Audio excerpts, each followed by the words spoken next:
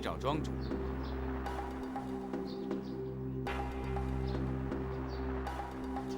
你是欢迎我，还是盘问我？听说你能打2下，我来试试你的身手。哦，原来李庄主的待客之道就是让看门狗来吓唬吓唬客人呐。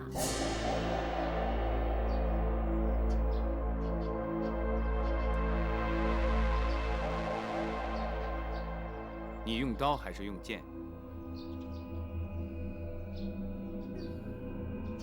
看你的模样，也用不了刀。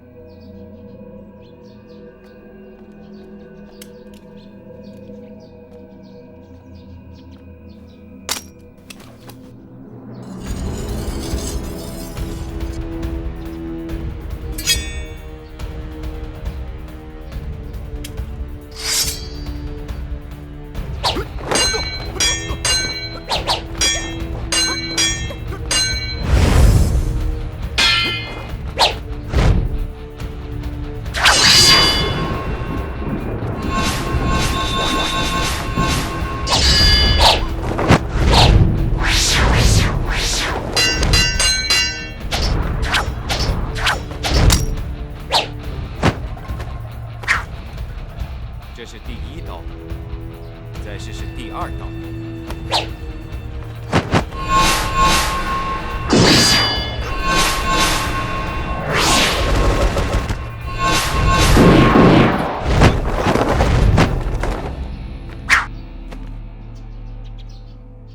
这是第2刀。我准备接你第3刀。不到生死相搏，我不会用第3刀。你是说我们不打了？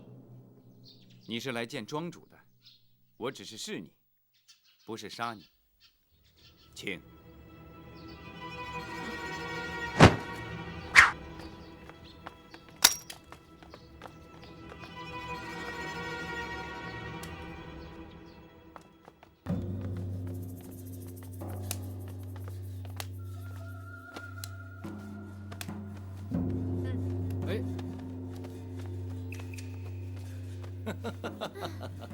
展公子稀客呀！李庄主不会责怪在下来的鲁莽吧？哎，当然不会。自从迎宾楼一别，老夫对展公子可是想念多日啊。哦，李庄主该不会是对在下当日的表现还耿耿于怀吧？老夫岂是那种斤斤计较之人呢？李庄主果然是大度能容，这样在下就可以放心大胆地跟李庄主谈正事了。老夫正要请教展公子的来意呢。其实很简单，我相信刁掌柜应该已经向李庄主面报过了吧？不错。庄主当然是十分愿意合作了，不过是不是唐大人出面会更好一些呢？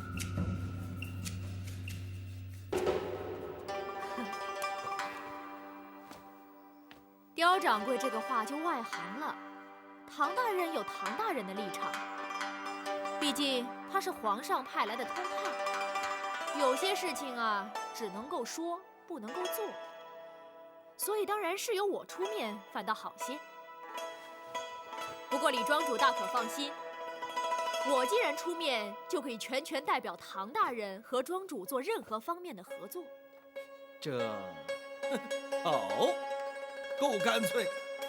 那么就请展公子再干脆点儿，打算怎么合作呀？唐大人的要求也不高，程大人的标准如何，就比照办理吧。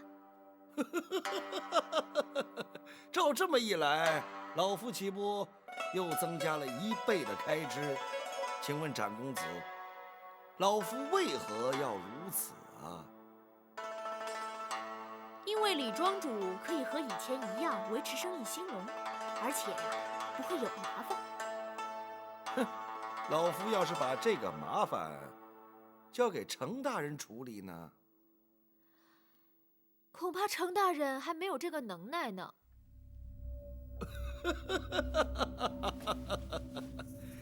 照这么说来，老夫就得照单全收了。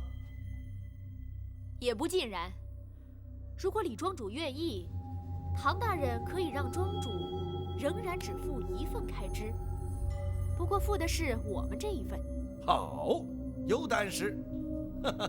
不管将来能否如此，老夫愿出双份。表子，属下在钱庄也给唐大人开立一个账户。好，等一下，就用在下的户头吧。李庄主认为四海钱庄有唐大人的户头合适吗？好，展公子考虑的是很周到啊。哼，不敢，在下只是为唐大人设想。好，条子，就按展公子的说法去办。是。庄主，在下任务达成，还得回去向唐大人回报，就先告辞了。好，展公子请。条子，送客。是，请展公子。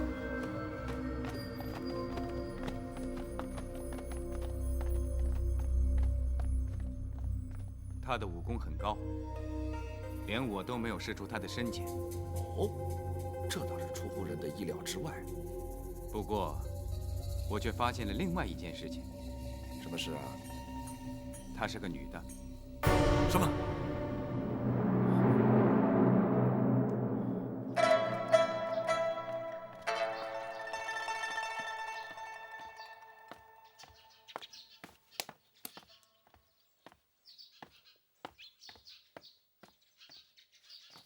展云，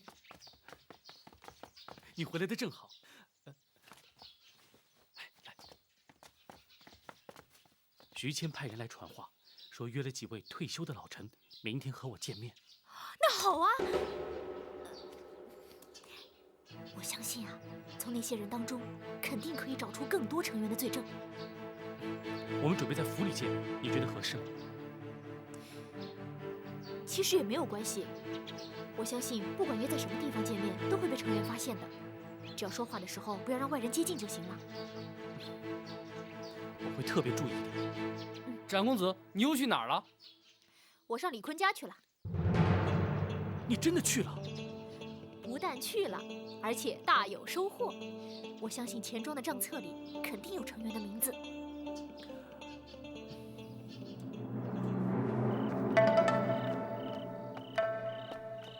都还平静吗？是。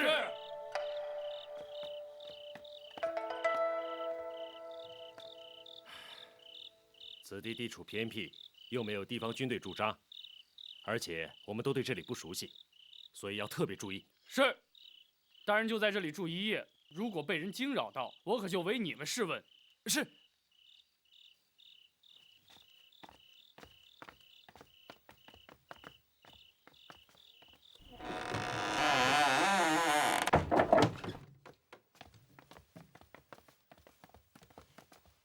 大人，这个地方还可以吧？既然是奉旨出京，任何地方都可能要去。驿馆原本就是让往来官吏暂宿之处，虽然简陋，却可免去露宿之苦。本府早就习以为常了。属下记得，当年行走江湖的时候，也常常风餐露宿，这种日子不好过啊。展姑娘可曾在江湖上闯荡？那倒没有。不过她从小最爱听在下说一些江湖掌故，所以从小她对江湖上的一些小小的伎俩都摸得一清二楚。属下只是担心她和唐真在登州会闯祸。展护卫，不用担心，相信展姑娘不会有事的。但愿如此吧。对了，大人，甲铜钱由登州湘军发给胡风的禁军，那程元兼任登州湘军指挥，此案会不会跟他有关？难说。那程元虽然仗着庞太师撑腰，但却也未必敢犯下如此大罪。不过，两任通判疾病身亡，的确匪夷所思。到了登州，还是得从程元身上着手追查。公孙先生，大人，明日何时可以抵达登州城？各地驿馆之间距离30-50里不等，由此处到登州城正好是30里地。明日清晨出发，40便可抵达。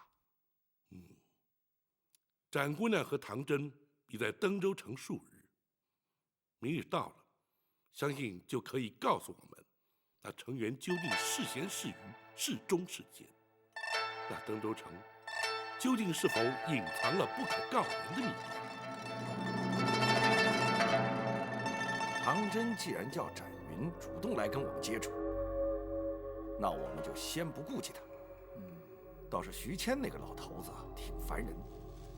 我们既然已经答应程元处置他，万无，庄主放心，我今天晚上就会对他下手。好，要干得干净利落，不留痕迹。庄主尽管放心，我还是用对付陆星的方法来对付徐谦。徐谦这老头年纪大了，他是觉察不出来的。你只要能解决问题，随你怎么干。查出来没有？展云到底是什么人？没查出来，江湖上根本没有这号人。有那么一身好武功，不是江湖人。庄主，不管他是不是江湖上的人，他肯替唐真来要好处，我们就不必担心他了。你们想的也太简单了。什么意思？凭他的武功，如果肯做违法的事，怎么能看上你们那点好处？严冬，那你说他来的目的是什么？那是你们的事，我没有义务替你们出主意。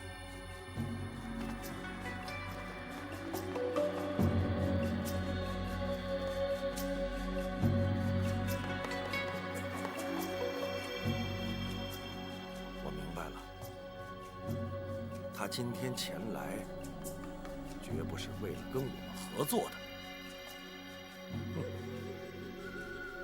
他是来摸底的。那我找人把他除掉。你办不了。庄主，哎，连严冬他都没有把握，就你那帮人，更别提了。庄主，那我们现在该怎么办？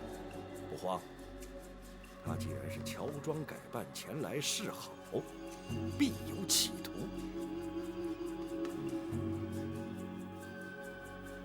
好，我们就给他来个将计就计。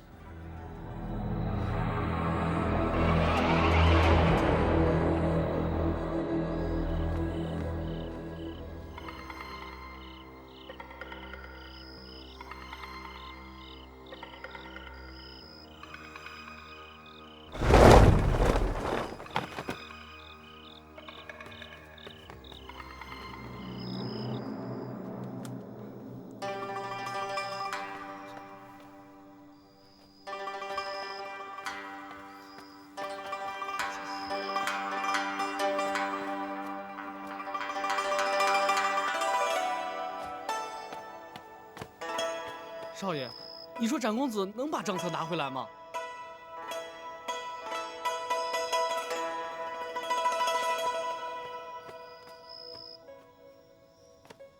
老管家，闭上嘴，慢慢等。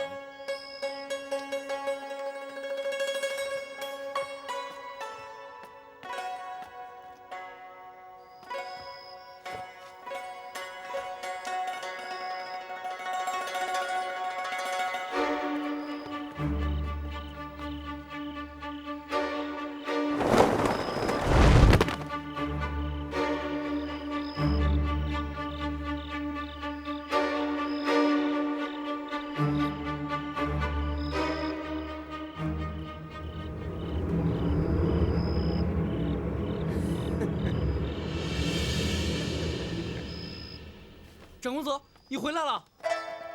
展公子，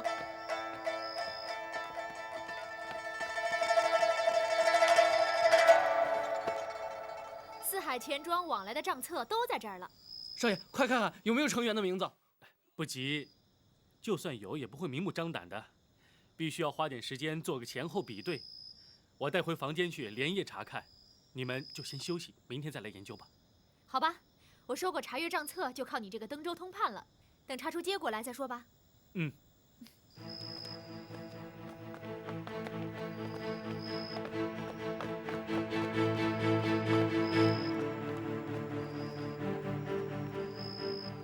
展公子啊，你在想什么呢？我总觉得事情太过简单，也太过顺利了。那是命中注定，成员的罪证让我们拿到了。我还是觉得事情有点不对。不管如何，等少爷把账册看完之后再说吧。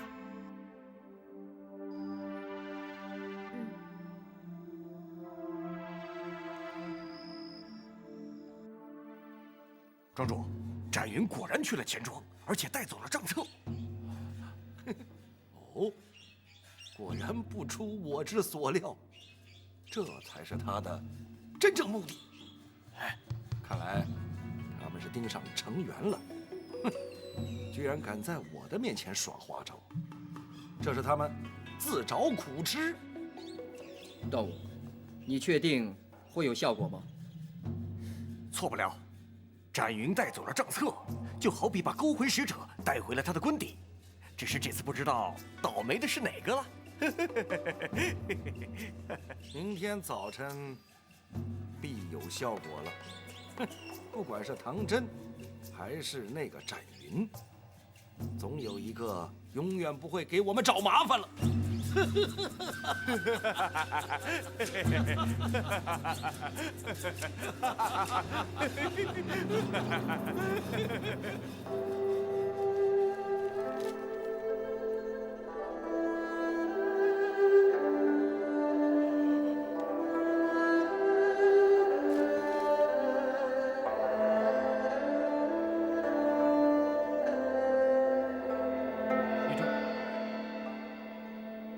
雨竹，少爷，你需要些什么？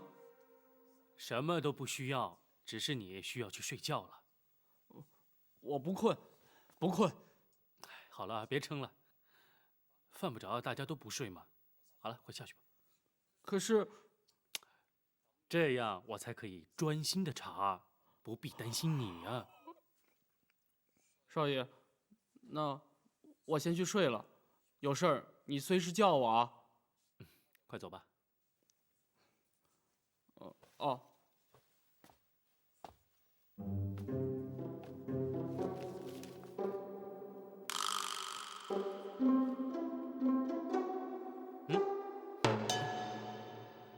嗯。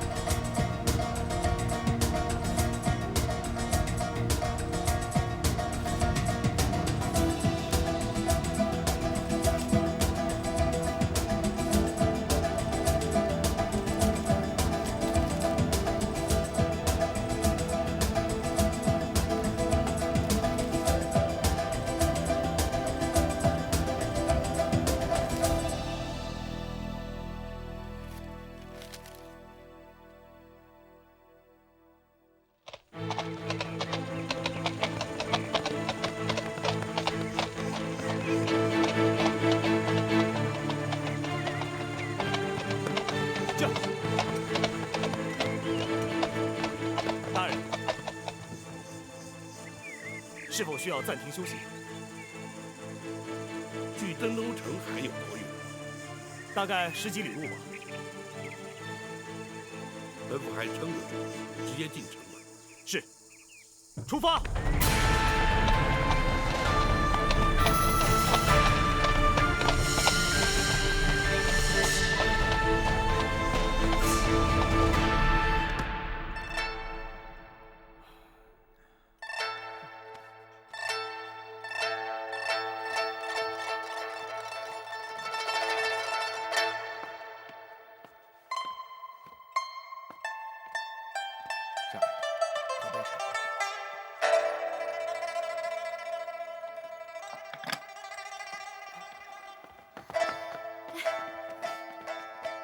怎么样？查出来没有？没有，这账册之中根本就没有成员的名字。怎么可能呢？李坤明明交代刁赞比照成员开了一个账户，成员怎么会没有在账上呢？会不会用别人的名义？对啊，我也是对李坤这么说的，叫他用我的名义来汇款，说不定啊，成员也是这么做的。哎，也不可能。我昨天仔细查过了，账册中并没有同一个户头的大额往来记录。怎么会这样呢？四海钱庄遍及全国，往来的金额绝对不会小。这账册啊，一定有问题。啊！你嘴唇怎么那么白啊？少爷从一早起来就不舒服了。你是不是生病了？哎呀，没事的，或许是看了一夜账册，有些疲劳罢了，没事的啊。少爷，你先别说话，也别动，我去叫大夫来看看。你把少爷怎么了？他不是生病，是中毒了。啊？中毒？那怎么办呢？你们不要担心，我替他阻止了毒性蔓延，暂时不会有太大的危险。张公子，那你能替少爷解毒吗？我不行，但是公孙先生就没问题了。那高大人他们到底什么时候到啊？是啊，应该快了。这样吧，你们先把少爷抬回房里休息，我去请高大人把公孙先生带来。少爷，来，少爷。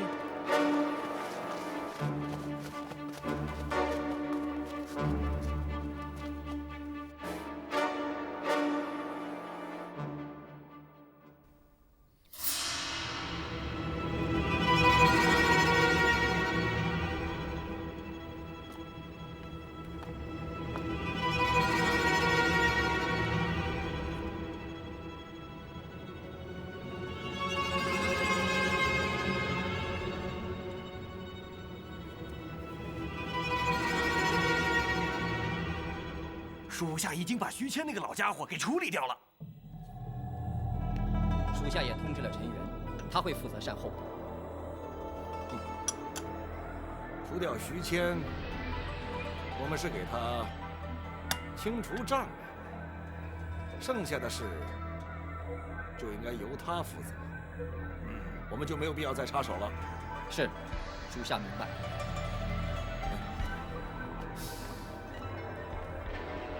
昨天那本账册产生效果了。成员那边有消息来，是唐真还是展云？应该是唐真。成员说他得了疾病，没有去周围。那就不会有错了，是无影伞的效果了。可惜啊，展云对我们的威胁要比唐真大得多。展云可以交给严冬吧？庄主不是说了，我们最后还得靠严冬吗？什么？哼！我们不能全指望严冬，他替我杀人，那是有条件的。咱们能不用尽量别用。我说你怎么总是跟他过不去啊？啊，庄主，不是我跟他过不去，实在是因为他太盛气凌人了。更何况这次在对付展云和唐真的问题上，他一点力都没出过呀。那是我没让他去。你看他不顺眼，他还对你不满意呢。我又没得罪他，他对我有什么不满意的吗？很简单，他始终就不赞成你那无影伞。他说那套在江湖上根本就不入流。庄主，要不要派人打听一下唐真的情形？段武，你说呢？还有这个必要吗？庄主，我有把握，不会有问题，他必死无疑。你有这个把握就好。只是新到任的通判得了疾病身亡，恐怕这回朝廷不会再轻易的相信。那是成员的事，朝廷，官府是他的责任，扯不上我们也不用替他操这个心。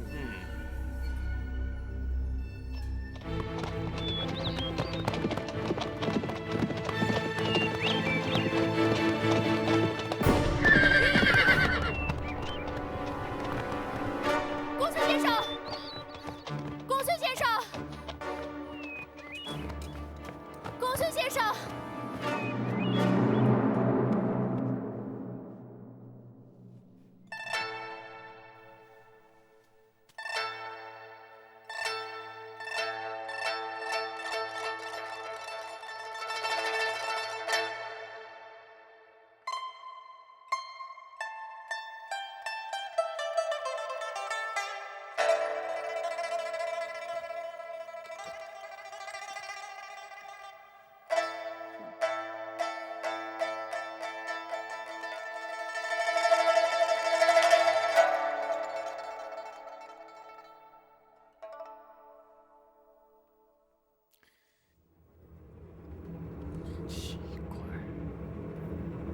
会中这种毒？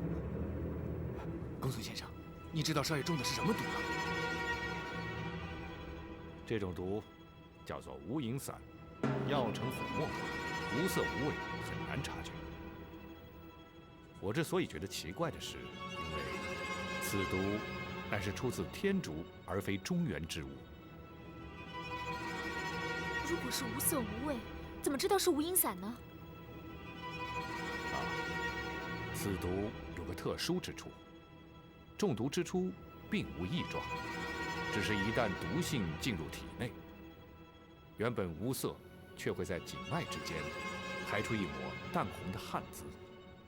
一旦全数排出，中毒之人立即毙命，因为此时体内已无残毒，很容易被误判为疾病身亡。那唐真现在的情形呢？幸亏你及时封住他的穴道，阻止了毒性在体内运行。只要用金针把体内残毒逼出来，再服几天药，当可不碍。多谢公孙先生。老管家，请你准备笔墨纸张，好开药方。好，我去拿。哎，等一等，要避开府里的人。也不能告诉任何人唐大人的情形。是，我知道了。老管家，麻烦你烧1大桶热水来。好。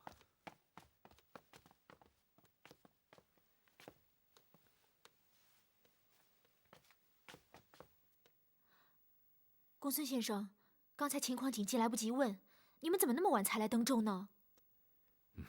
一言难尽。路途中发生的事情，恐怕跟登州有关，还是等大人从州衙回来之后再说吧。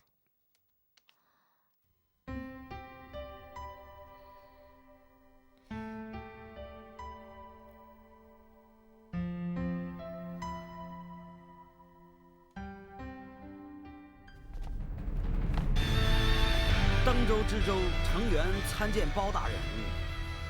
这位是御前4品带刀护卫展昭，展护。啊，原来是展大人，失敬。好说。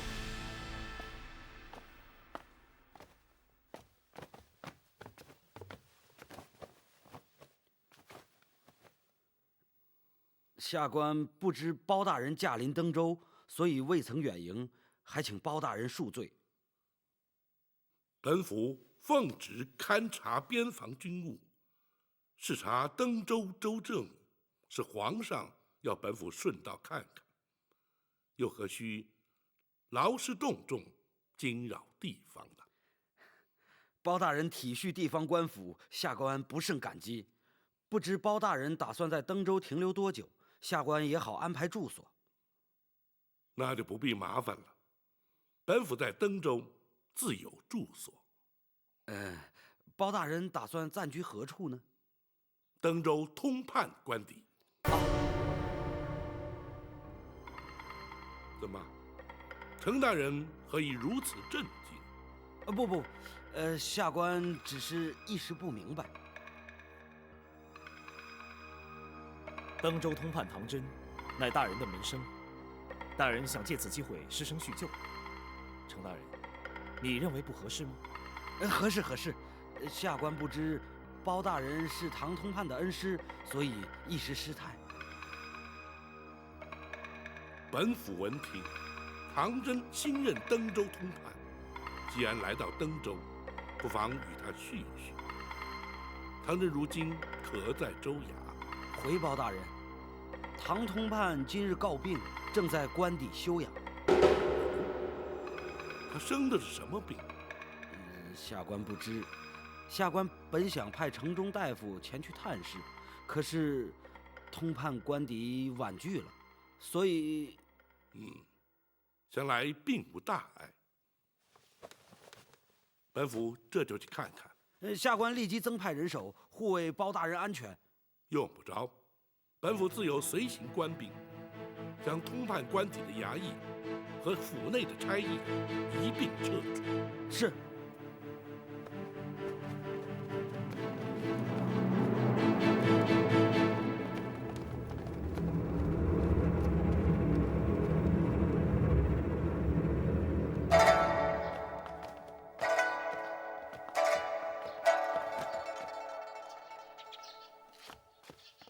不要让衙门里的人任意进出，有事情随时来报。是。唐真身上之余毒已经全数排出，休息一阵便可无碍。现在他正在昏睡，依学生估计，晚上便可醒过来。他人在官邸之中，又怎会遭人下毒呢？毒是下在账册上的。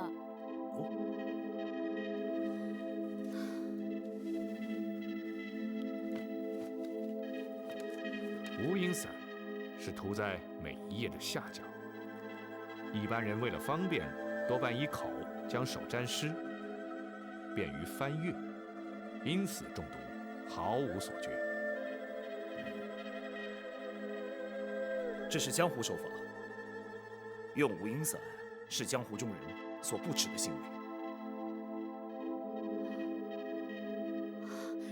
他们一定是故意让我偷走账册的。且慢，你虽说成员大有问题，但本府对此间情形尚不了解。登州究竟发生了什么事？这本账册又是从何而来？四海钱庄。大人，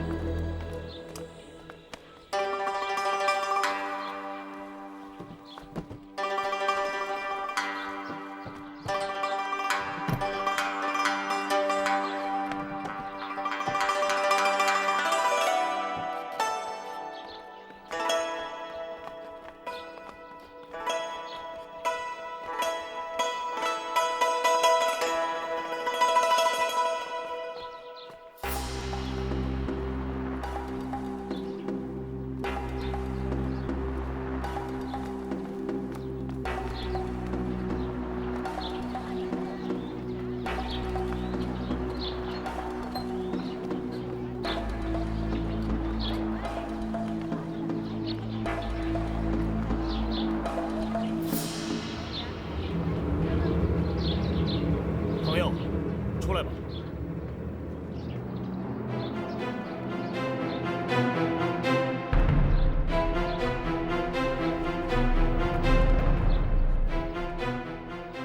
为什么要跟踪我？你不是也在跟踪他吗？你是成员的人，他还不配。那你就是李坤的人。我不是李坤的人，我只是替他办事。那你为什么要跟踪我？让你不要再管李坤的事。凭什么我就要听你的？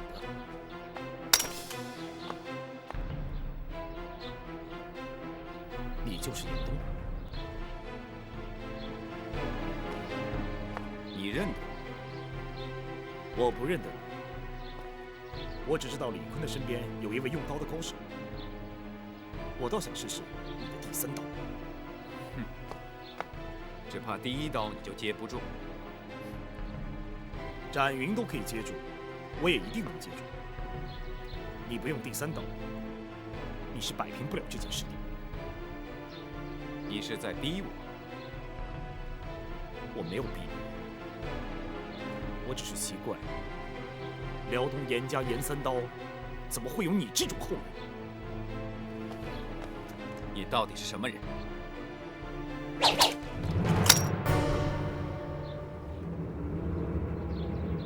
你就是展昭。不错。想不到南侠展昭投身官府，跟了开封府的包大人。我更没想到严家的后人会跟李坤这种人。那是我自己的事，不用你管。你的事我当然管不着。可是辽东严家在江湖上的声望，从此成为江湖上的笑柄。你敢侮辱辽东严家？你连李坤这种败类都可以帮他，不用我侮辱你，你先侮辱了你自己。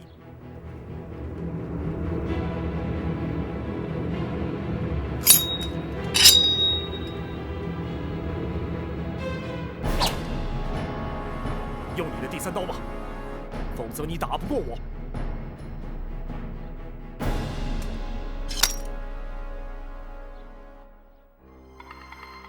你我还没有到生死相搏的时候。不过你要记住，严3刀不是你想象的那样。我严冬也绝不会给严家丢人。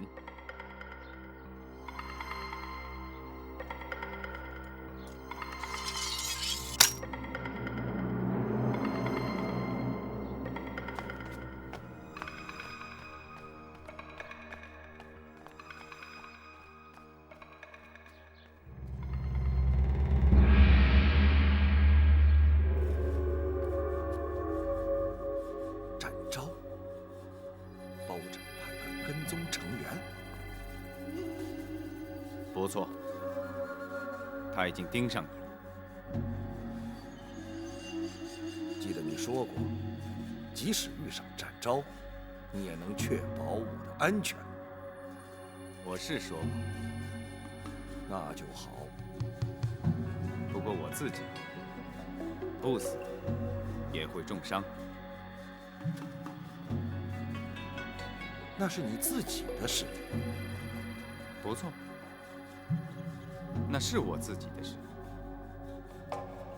不过再要我动手对付别人的话，我恐怕就无能为力了。那好，就先别急着动他。不过到了必要的时候，我可就顾不及你了。你放心，我们之间的约定是不会打折扣的。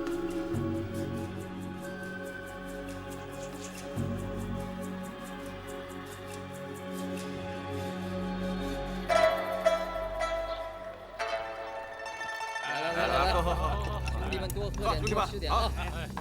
敞开喝啊，多吃点啊！好，哎，晚上啊，晚上，来，喝。庄主为了犒赏大家，特意安排了这顿酒席，大家呢尽管的吃喝，吃完之后呢，每人可以拿1贯铜钱。来，干了！哎，兄弟们，来，听我说2句。迎宾楼正在歇业，楼里的厨房、伙计在上完菜之后，我把他们全打发走了。可是呢，楼上的姑娘却一个都没有离开。哎，谁先喝完3杯的，谁就可以先上楼。好，来，喝，多喝点。来，都满上，都满上。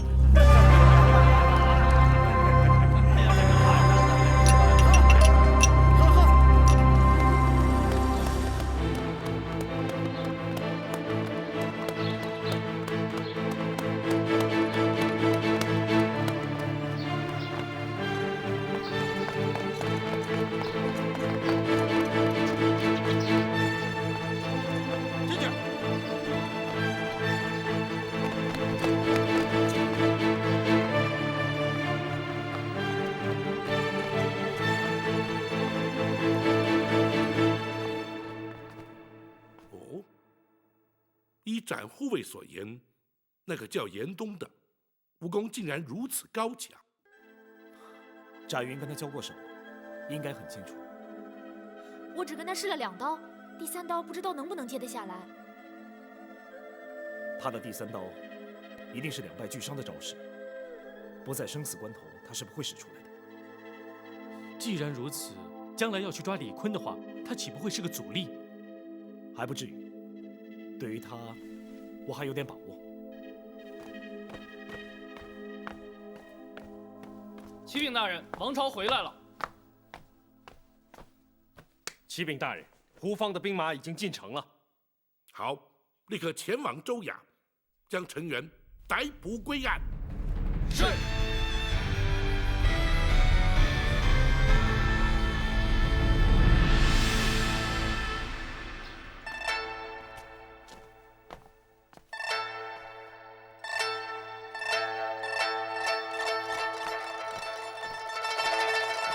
大人，什么事慌慌张张的？禁军进城了。什么？好端端的禁军来干什么？不知道，衙门外全是官兵。啊？这……程大人，胡指挥，你怎么把禁军带到城里来了？本座是奉了包大人之命，带兵进城替换湘军。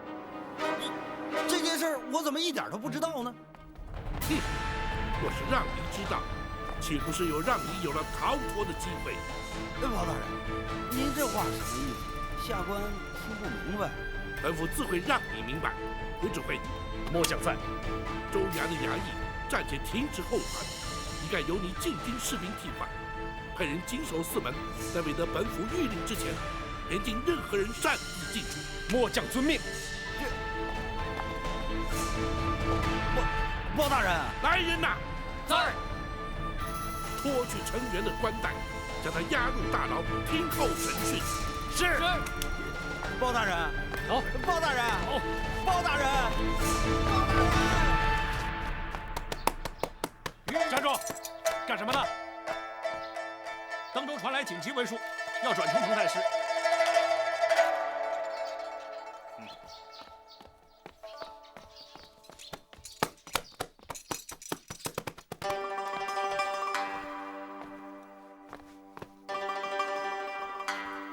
大人，这是登州来的加急信件。哦。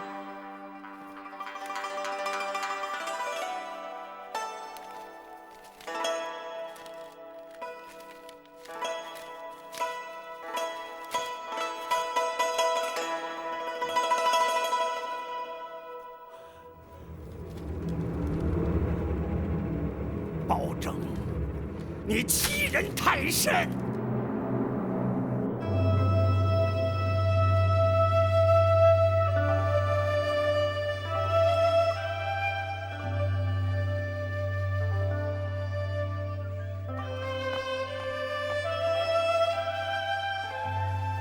启奏娘娘，什么事？庞太师求见。哦，快宣。是。请。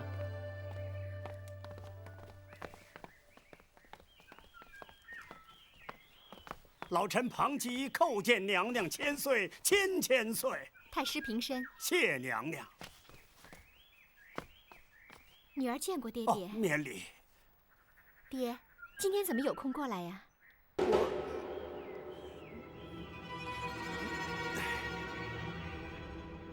你们都退下。是。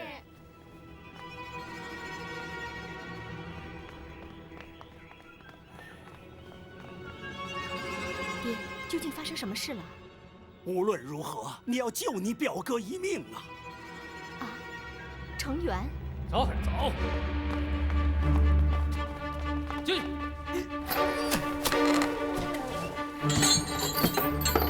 你们2个暂且做个伴，明天等候包大人升堂审讯。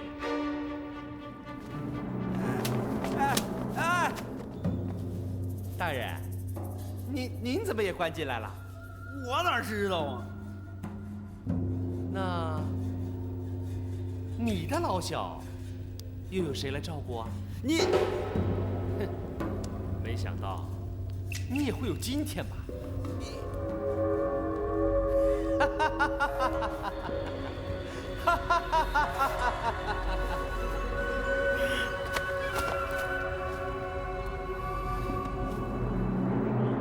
说起来都怪爹，我和包拯一向不和。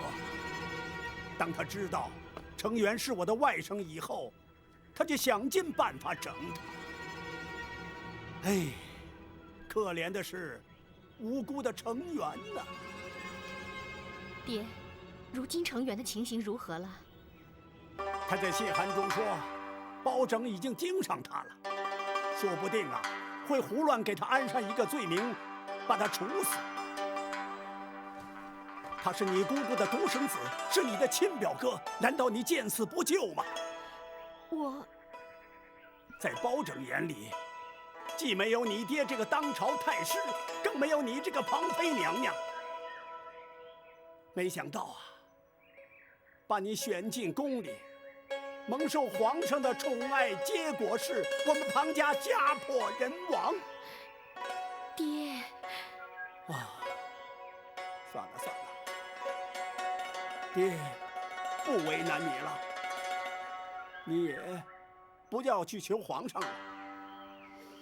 程元他命中该遭此劫难，爹也无能为力。不过，爹这个当朝太师也不想当了，还是告老归隐吧，免得再牵连家里其他人。女儿啊，你要安心待在宫里，千万别再被包拯给害了啊！哎，爹回去了。爹，等一等，爹。程元虽然触犯了国法，可是他也是我的亲人呐，我也不愿见到他被处死啊。这除了求皇上，没有别的办法呀。女儿愿意试试看。皇上今天会在皇后娘娘寝宫，我见不到他。明天，最迟3、2天，或许能够求皇上颁下圣旨。到时候就来不及了。爹，就算皇上答应下旨，也需要一段时间呢。那这样，爹先去登州，能挡包拯多久就挡多久。你请到圣旨以后，就把皇上的金牌立刻送到登州啊。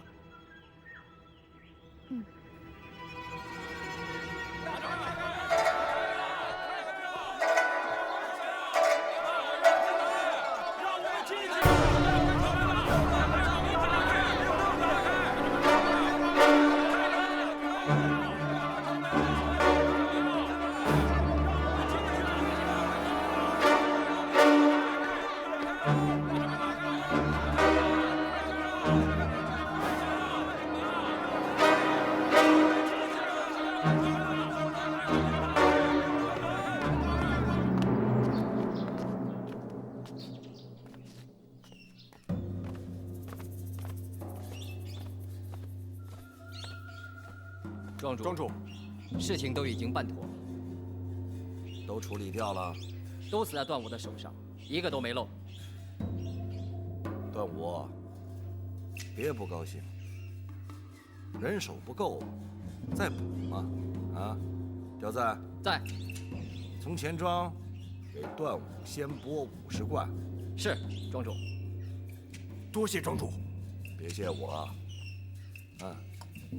有赏有罚，啊，只要你们听话，别犯错。是。庄主，包大人把禁军都调进城了，一定是程元出事。我们要不要先做准备？用不着，我们只是商人。即便是程元把我们供出来，我们推说不知道，哼，包拯在没有证据的情况下，他也不能把我们怎么样。可是，毕竟有很多事情是明显的官商勾结呀。你可以说是官商勾结，也可以说是受官府的势力强迫。那有谁能证明呢？啊？庄主真是高明啊！不过这阵子你们要收敛点。我虽说不怕包拯，但是也没必要惹麻烦上身呐，明白吗？是。等他们离开登州，无论下一任的知州是谁，我都有办法尽快的恢复原样。哼，我就不信这天底下有不外钱的官儿。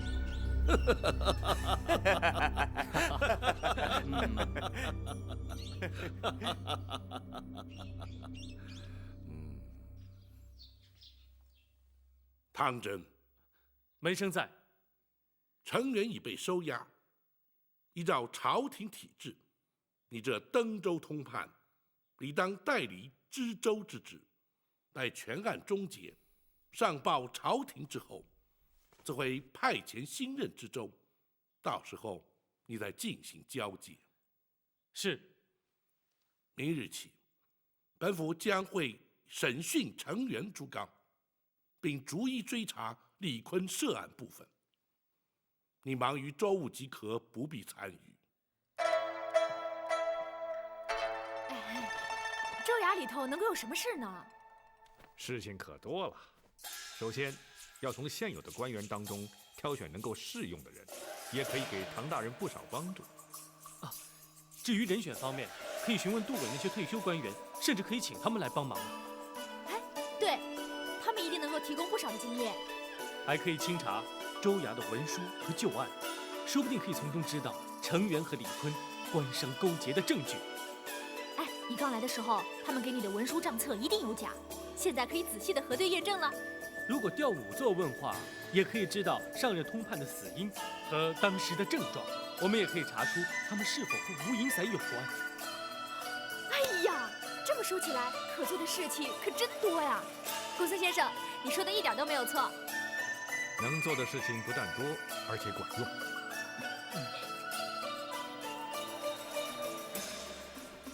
大人，看来唐真真的可以当一个不错的官。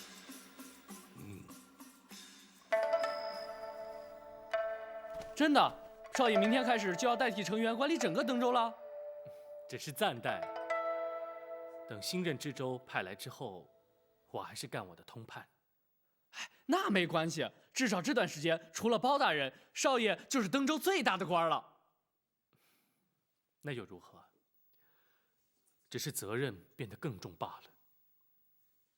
少爷，这的确是好事啊！如果老爷在世的话，也一定会替少爷高兴的。嗯。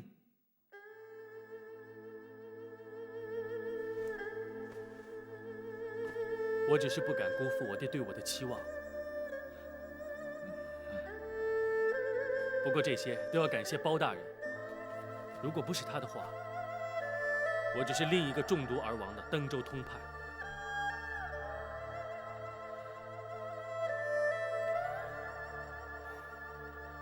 接下来呢，就要看我有多少能力。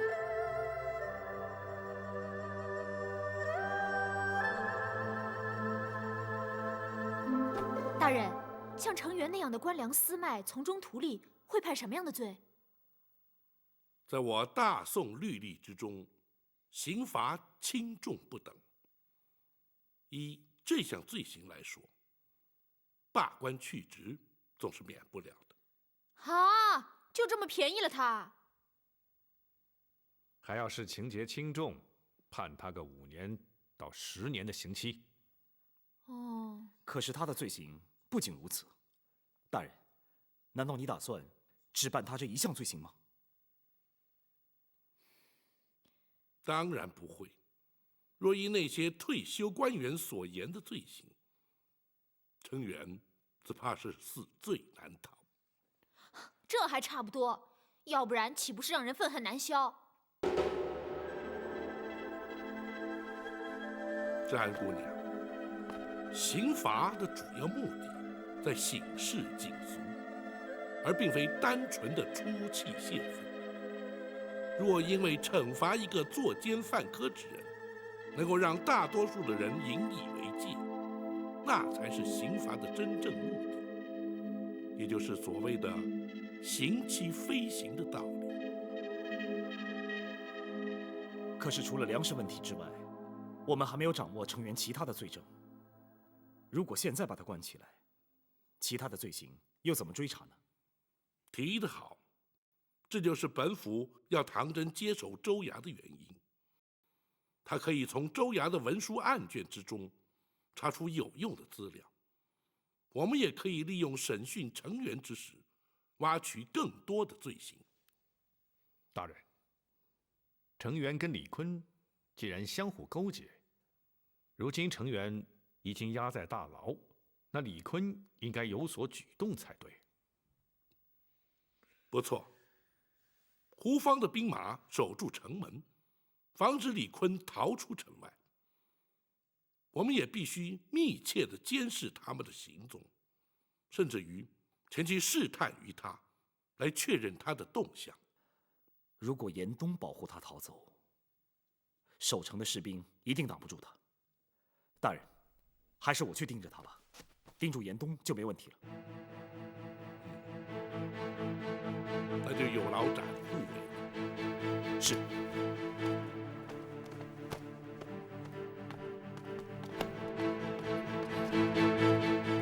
大哥他就是这样，决定的事情就要马上就去。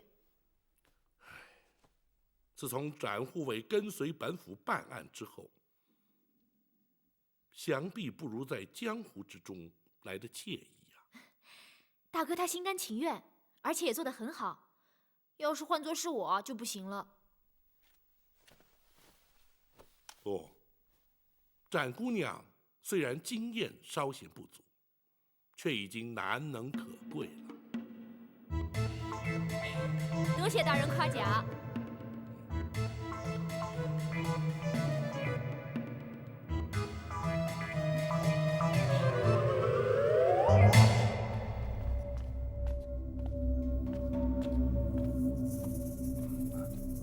你可以休息了。我在等你。等我？不错。我要知道，你是不是打算离开登州？你这是什么意思啊？包大人已将登州城4座城门封闭，防止你逃走。我为什么要逃跑？他抓程元是假，抓你才是真。我们又没有把柄在他手里，哼，他抓不了我。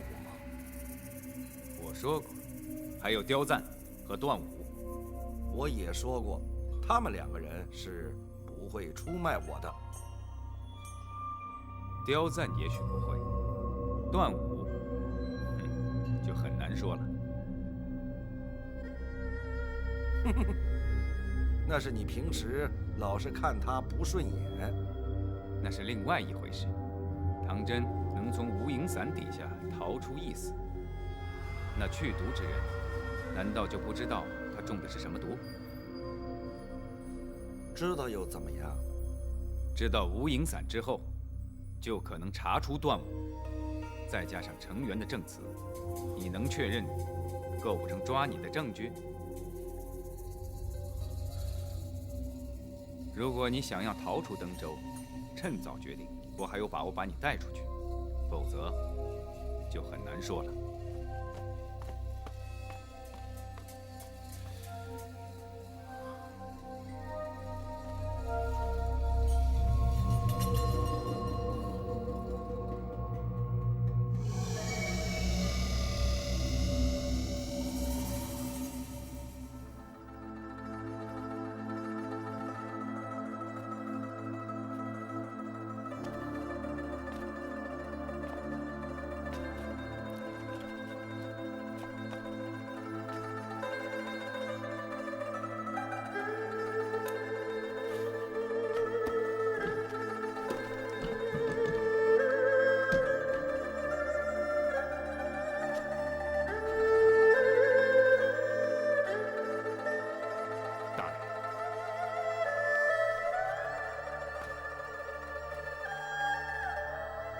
明日要审讯程元，你可都准备好了？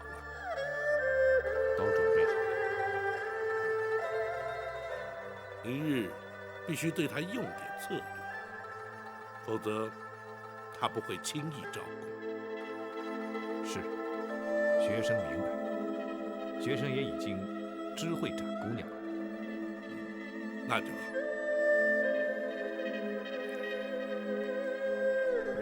大人，可是为了如何抓到李坤的罪证而苦恼。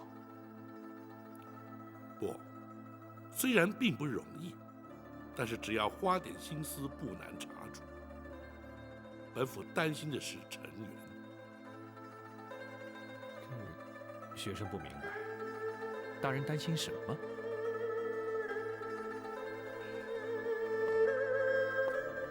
以程元和庞太师之间的关系，恐怕一旦处置了程元，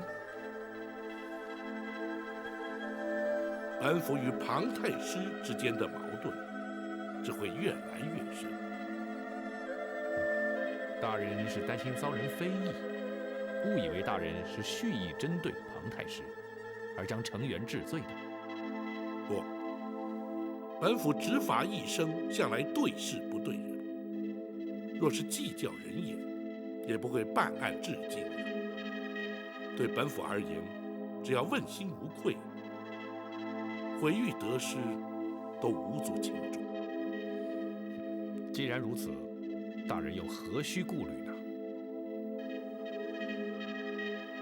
庞太师虽是父以女于贵，坐上太师之位，但既然同朝为官，总不能交相攻讦，那岂是朝廷之福？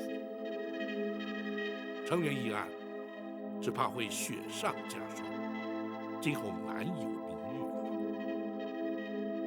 了。大人一心为国，天下皆知，想必皇上心中也都明白。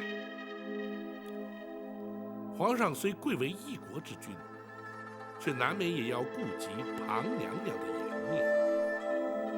大人是皇上，为了登州通判之事才被派来登州的。正因为程元和庞娘娘的关系，无人敢查办此案。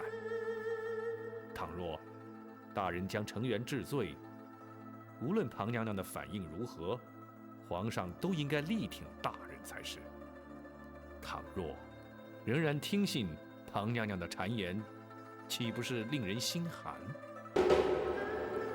臣论君妃有悖纲常，此事不提也罢。是，学生失言了。无论如何，程元既然涉案，就该依法惩处，其他皆不足虑。即使如此，触怒了庞娘娘，而遭皇上斥责，本府也甘之。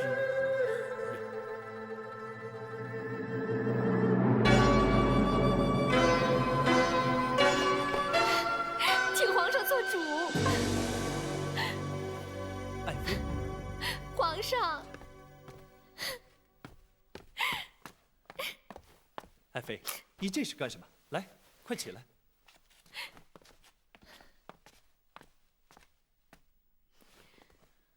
快跟我说说，是谁欺负你了？皇上，是包拯包大人。爱妃瞎说，包大人已出京数日，何来对爱妃有所不敬啊？皇上，包拯可是奉旨去了登州。是啊，是朕命他巡视海防边境的军务啊。可是他却去了登州城查程元的州政。皇上，程元乃是臣妾的表哥啊。这个朕当然知道，不过朕也命包拯顺便看看登州的州政。怎么，他找程元的麻烦了？皇上，包拯和臣妾之父庞太师素来不和，包拯去了登州城假公济私，要将程元处斩，请皇上做主。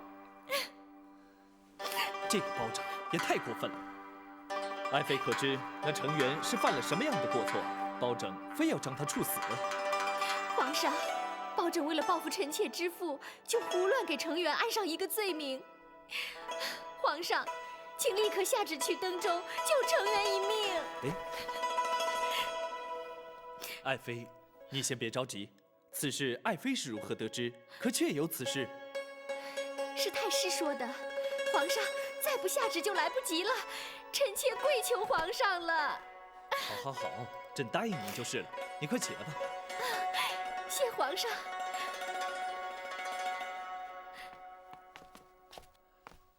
来人，在。宣王丞相进宫。是。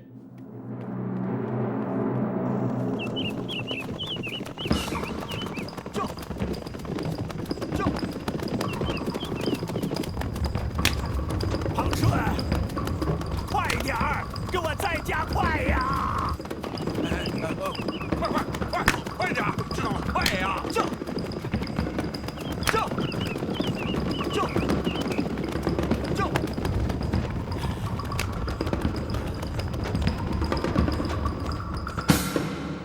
皇上决定要下旨去登州。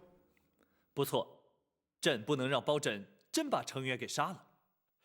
可是，王丞相，包拯在离京之时，你可曾按照朕的旨意交代过他？回皇上，老臣的确交代过包大人，叫他无论如何依法而行，查出登州通判一案。好，朕让他查案，他却杀人，你说朕能不下旨阻止他吗？皇上，或许那程元的确是犯下了死罪呀。不，庞太师却说他有假公济私、报复之嫌。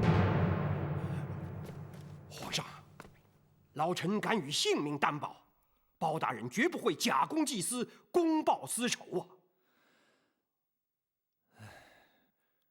朕当然也知道，包拯绝不至如此，怎奈……皇上莫忘了，当初皇上下旨令包大人前往登州，就是因为朝中百官无人敢查，无人敢办。如今包大人查出那程元有罪，而皇上却又下旨不让他办。所谓君无戏言呐，老臣唯恐皇上会因此而失信于臣呐。王丞相，你先起来吧。谢皇上。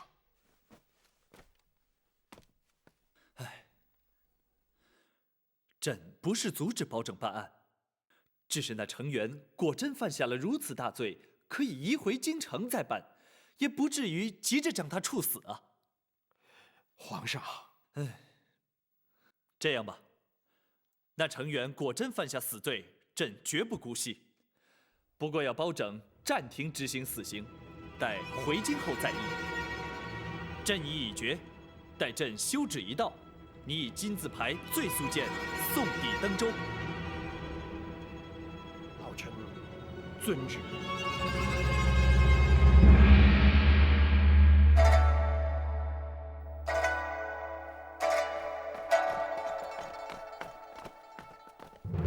跪下！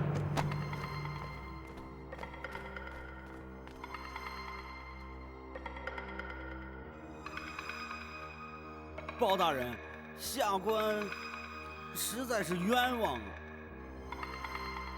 本府尚未问你的罪，你又何来冤枉可言？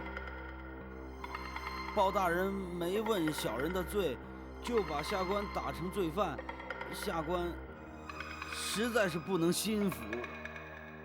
哦，依你之言，可是要本府现在就将你问罪？依照朝廷体制，没有问罪之前，包大人，您是没有权利除去下官的朝廷官带、知州官职的。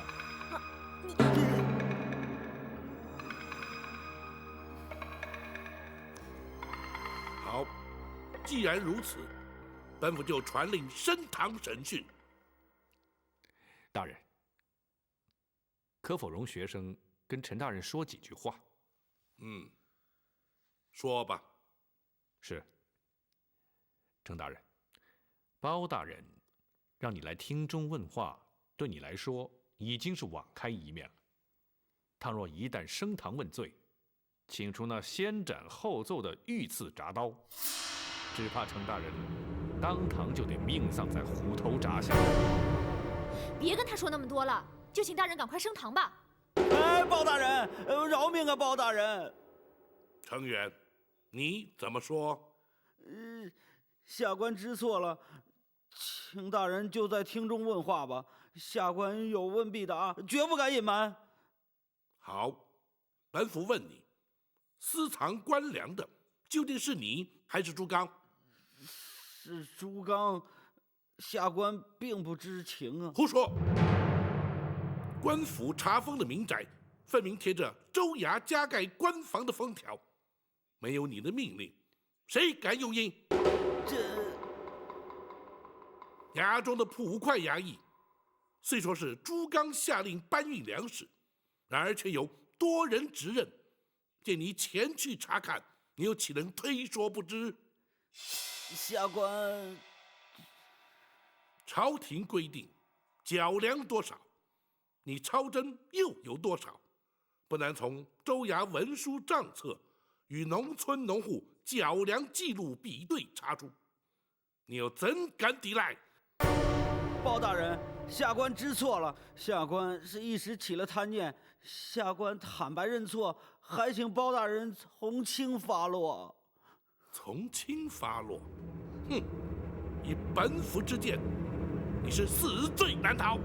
包大人，下官纵使有罪，也罪不至死啊！超征粮食，贪赃图利，或许罪不至死，然而你却仍旧犯下必死之罪。大人，本府问你，唐真唐大人所中之毒是谁下的？这下官不知啊。徐谦徐大人又是如何死的？他是寿终正寝的，公孙先生验过尸的。当时我就已经知道，徐大人是死于无影散之毒，只是没有告诉程大人罢了。啊！还有，那前任通判入心，以及好几位退休官员之死，恐怕你也难逃罪嫌。包大人，这个小人不知啊，这都是李坤派人干的。展姑娘，这李坤可是你曾向本府提及的钱庄庄主。是啊，这位四海钱庄的李庄主，好像和程元的关系非比寻常啊。不，小人一向是以官府身份同他往来的。不论你是以何种身份与他接触，你又怎会知晓是李坤派人下的毒？难道是你与他同谋，或者根本就是你支持下毒？不是，包大人，我实话实说，那都是因为他们妨碍了我跟李坤生意上的合作。我询问他该如何处置，是李坤自己说要毒死他们，小人实在不是主谋啊。那李坤又是派何人下毒？银沟毒坊的段武。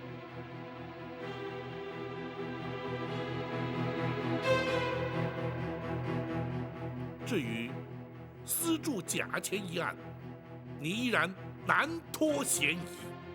倘若被本府查出是你主使铸造，再杀害郑红等30-40条人命，程远，你万死也难赎其罪。包大人，这件事情的确跟小人无关啊。小人也怀疑是李坤他干的，所以也尝试着问过他。他如何回答？你又怎会问他？他不肯承认。不过，的确是他让小人叫郑红去见刁赞的，所以我就怀疑这件事儿与他有关。那刁赞可是四海钱庄的掌柜，就是他。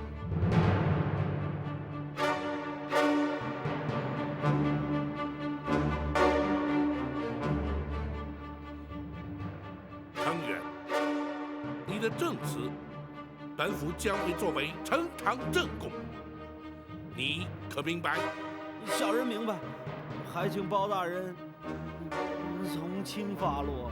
哼，公孙先生，学生在，让他画押。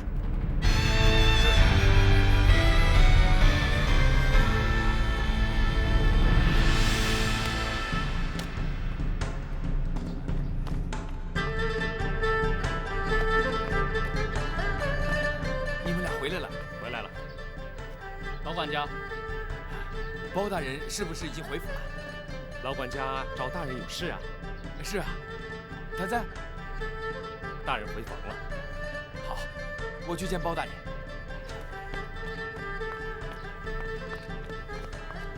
他又急什么呀？他那么高兴，应该没事。包大人，包大人，包大人，包大人，包大人，唐福来叩谢包大人。快起来吧。谢包大人。你因何要谢本府？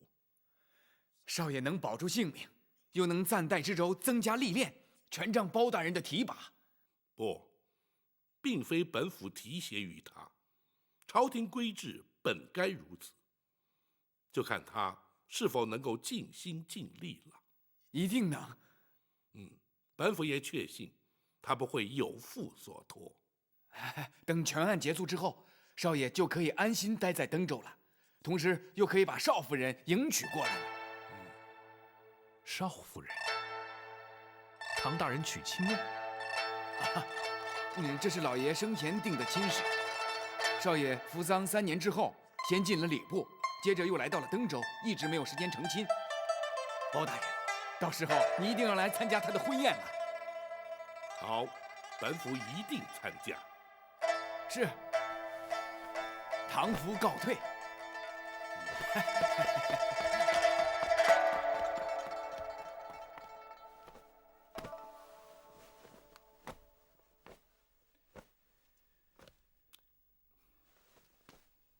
公孙先生，大人，怎么了？没什么。公孙先生当知瞒不过本府。这唐真是否娶亲，又怎会让公孙先生如此震惊呢？大人，学生是担心展姑娘。这又与展云有何关联？学生虽然不能十分肯定，但是你但说无妨。是，大人。倘若学生判断的没错，那展姑娘应该对唐大人动了真情。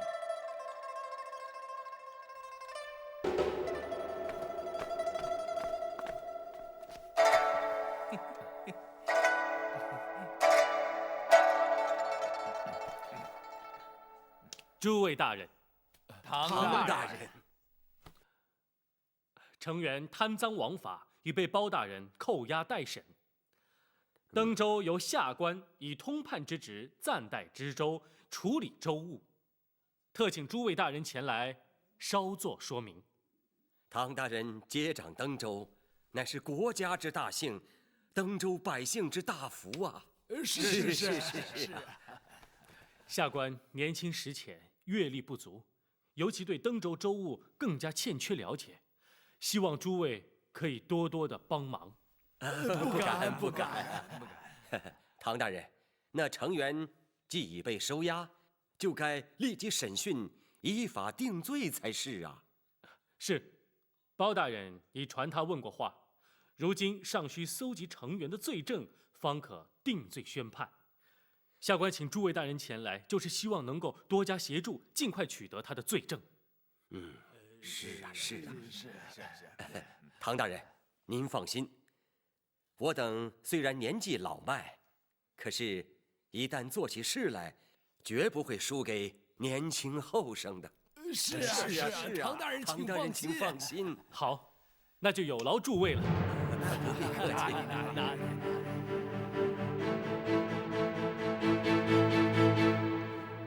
唐真既已定下亲事，绝无道理毁去婚约，恐怕展云要受到不小的打击。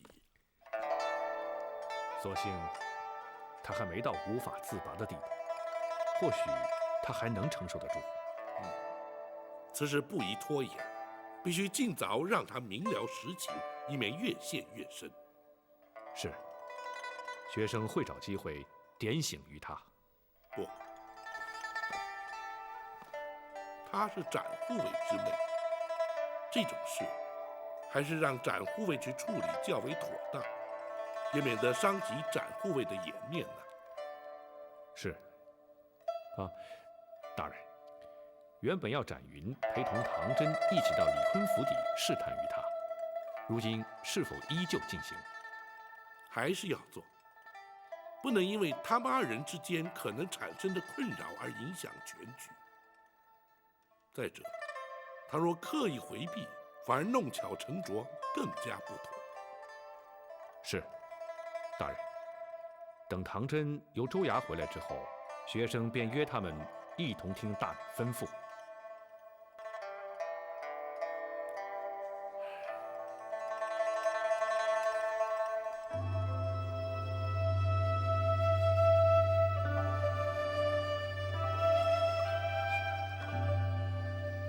老管家，你没见到少爷在州衙里的神气的样子，简直让人佩服的没话说。那当然，站在少爷身边，我都觉得自己挺神气的，好像连我也是个官了。如果让你当了官，老百姓就倒霉了。哎，老管家，你就那么瞧不起我？不是我瞧不起你，当官没那么容易。像程元这样的官，不就是杀人的刀吗？唐福说的没错，官员掌管着朝廷赋予的权势，若是不能知所节制，并且常存为民谋福之心，稍有不慎，就会成为朝廷百姓的祸害。我知道少爷绝不会这样的。不但我要时时警惕，你们呀也要随时的督促我。当然，更加不许你们仗势欺人、胡作非为了。是。唐真。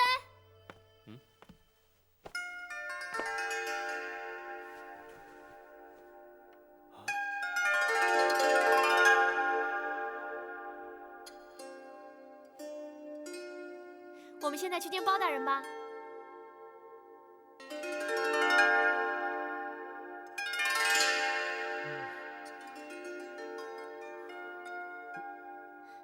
你们三个人干什么？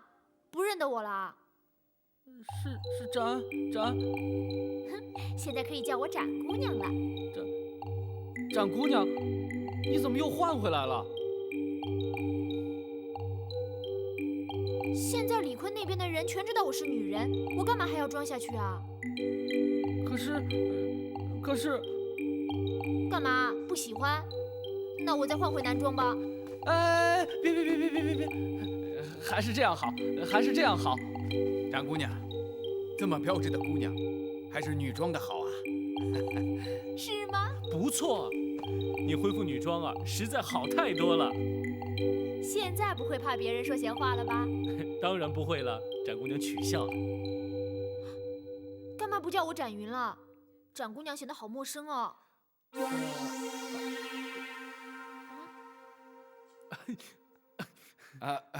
展姑娘，你别误会，少爷有点不习惯。那还是叫我展云吧，不然反而是我不习惯。是。还愣在那儿干嘛？赶快去见包大人呢！是。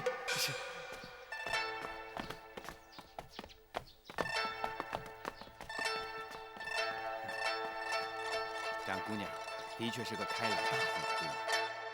可是少爷怎么变得不大方了呢？去，别在这儿瞎说。程元被关押之后，李坤的反应如何颇为重要。本府要你前去试探一番，也好准备好因应对策。是，不知道恩师想要试探他哪些反应？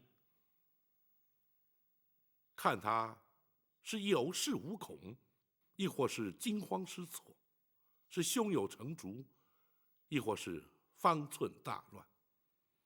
不妨以程元坦诚关张勾结之事作为试探，听听他的说辞。更重要的是，根据他的反应来推断他可能的动向。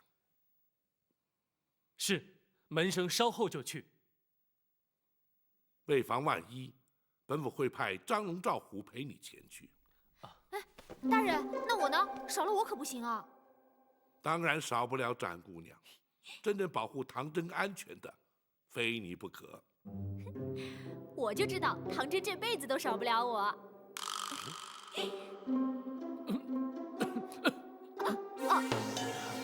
我说，我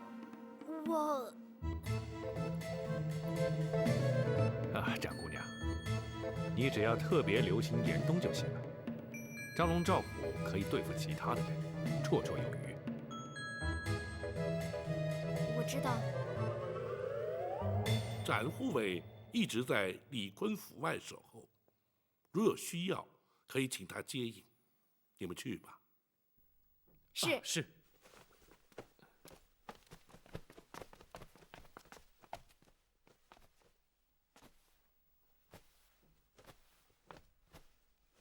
展云什么时候恢复了女装啊？不但如此，他还刻意修饰打扮了一番。这么说，大人，学生的确没有看错。但愿他那率直的个性，能够帮助他度过这一段情过。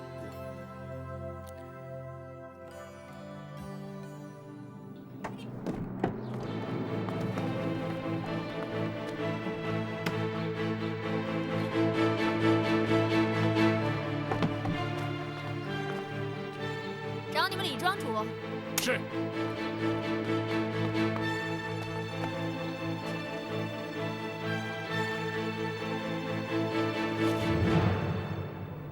唐真要见我，请他进来。是。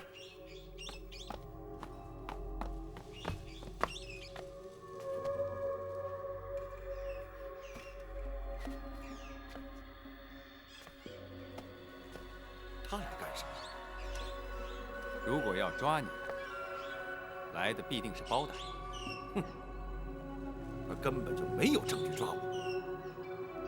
哼，我倒要看看他打的什么主意。几位里边请。请。哎呀，唐大人，哈哈，稀客稀客稀客呀！请请请，请坐请坐。哎呀，哈哈哈哈哈！李庄主，这位是展云展姑娘，你还记得吗？啊，记得记得，当然记得。不过，展公子却变成了展姑娘。不管是公子还是姑娘，我想李庄主都不太愿意见到我吧。哎呀，展姑娘的言辞还是那么的犀利无比呀。哦，那要看是对什么人了。哎，这说得好，说得好。不知唐大人过府有何指教啊？程元阴暗被压，想必李庄主必有所闻吧？哦，竟有此事，老夫还是真的不知道。不管你是不是知道，从今天开始，登州州衙已由本官暂代管辖。今天特来告诉李庄主，那要恭喜唐大人了。那李庄主是不是要像对程元一样，给唐大人也在钱庄里开个户头啊？展姑娘此话何解？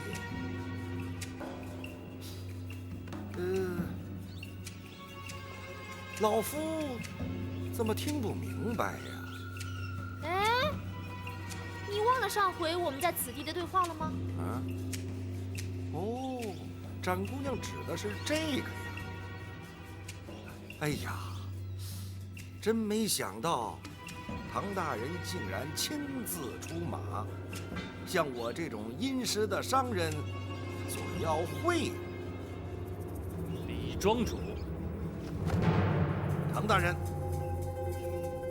无论你打算怎么样对待老夫，老夫自经商以来，一向是脚踏实地，将本求利。唐大人若是向老夫索贿，哼，老夫是绝不接受。唐大人并没有向你索贿，而是你和程元之间。我从未给过程大人任何贿金。你钱庄里没有他的户头？当然没有。唐大人，若是不信，请立马到钱庄里去查。那倒不必，我相信查不出什么来。哎呀，多谢唐大人对老夫的信任。